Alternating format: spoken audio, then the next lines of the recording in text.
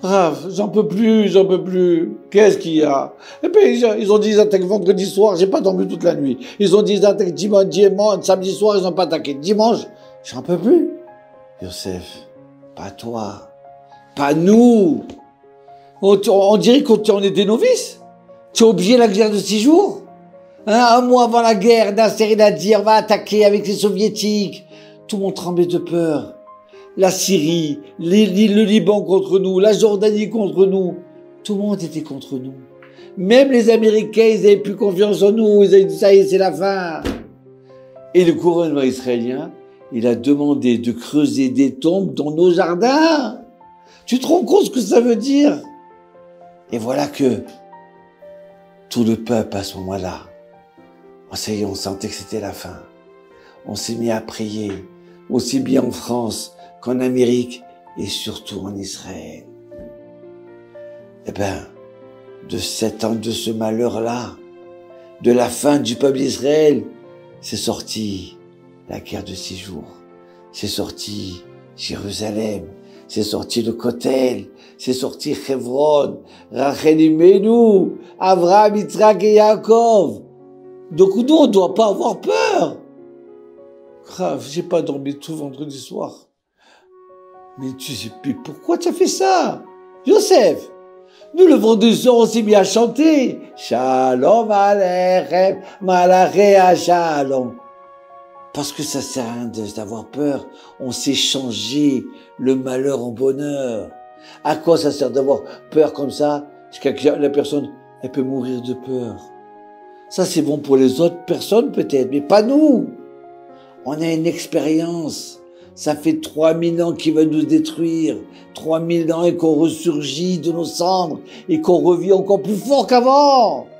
Où tu as vu un peuple de Paul Trank et maintenant aujourd'hui, on est fort dans tout. Comment c'est possible, on réussit dans tout? C'est pas un miracle. Donc nous, on doit changer notre peur en espoir. Oui, mais ils ont dit le 9 av. J'ai trop peur, c'est une période qui est dure là maintenant. Tu sais, le 9 av, ça porte malheur. Et même le président, il a dit il va attaquer le 9 av. Comme ça, il est sûr de gagner. Et alors? Mais tu n'as pas compris. Mais qu'est-ce qu'il y a? Aman, il a dit on va détruire le peuple d'Israël au mois de Hadar. Pourquoi? Parce que Moshe Rabbeinu, l'homme le plus grand d'Israël, le prophète le plus grand de l'histoire, il est mort ce mois-là. Donc c'est un mois qui porte malheur. Eh ben nous, on a transformé ça en joie.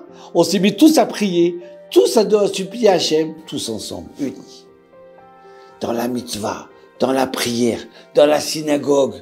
Oui, je suis pas d'accord avec le président, je suis pas d'accord avec le rabbin. C'est pas grave d'être pas d'accord. Allez, venez, on s'assoit et on prie tous ensemble. Ah oui, mais tu as oublié le rabbi?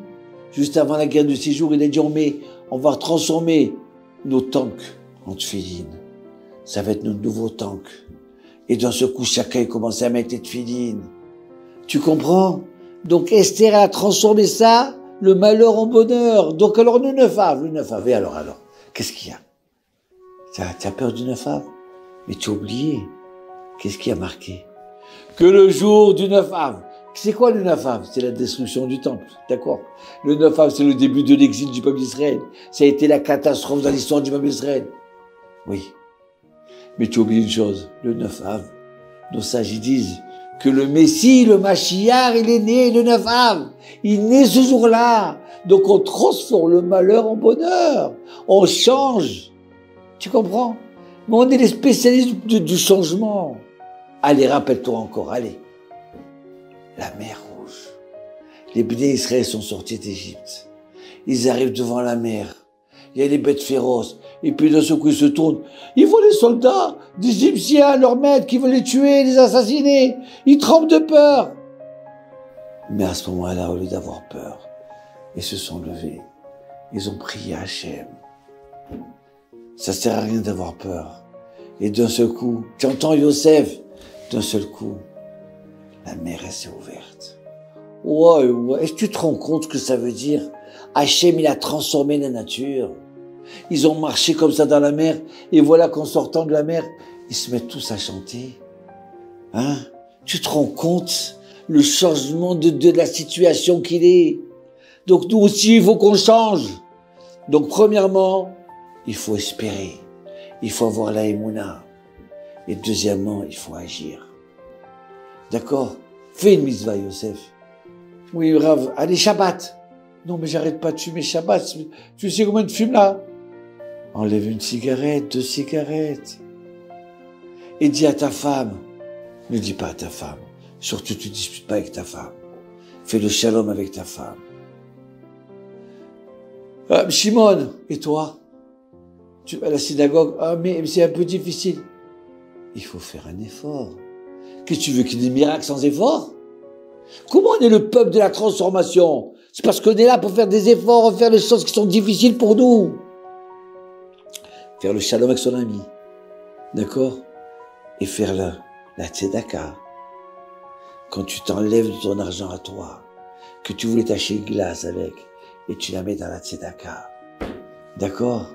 Quand tu voulais te balader avec louer une Porsche, et tu disais quoi? Je vais pas louer une Porsche. Je vais louer une Mercedes. Et le reste, je la mets dans la tzedaka. Aïe, aïe, aïe. Oui, on transforme la peur en espoir. Oui, on transforme le malheur en bonheur. On est les spécialistes de ça. Tu comprends? Alors tous ensemble, déjà on va rêver de l'après-guerre. On va rêver de la solution. On va commencer à rêver de la réussite. Shalom.